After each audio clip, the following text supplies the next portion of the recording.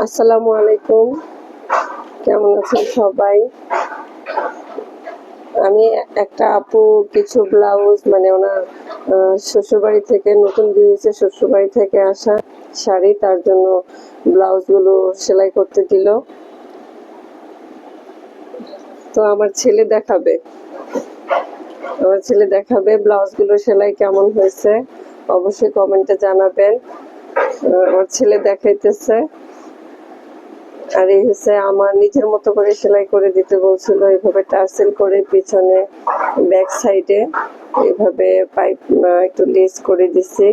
আর হাতাটা নর্মাল ছিল, যেহেতু এখানে গর্জিয়াস কাজ আছে আর কালারটাও খুব সুন্দর, তার সাথে আমার কাছে মনে হলো যে এই কালার কম্বিনেশনটাই সুন্দর, এই জন্য এইভাবেই করলাম। আপনারাও বলবেন কেমন হয়েছে।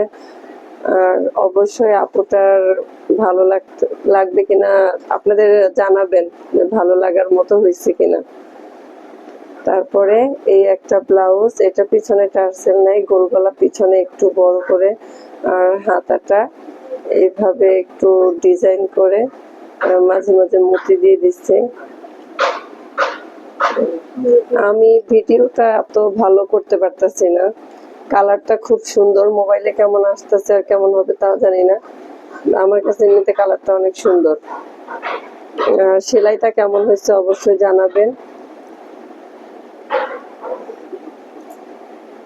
আর এই হচ্ছে আরেকটা, এখনকার সময়, আগে যদিও এটা বাচ্চাদের ফ্রকের কলসি হাতা ছিল, আর এখন এটা ব্লাউজের একটা ভাইরাল হাতা, ফালফি হাতা।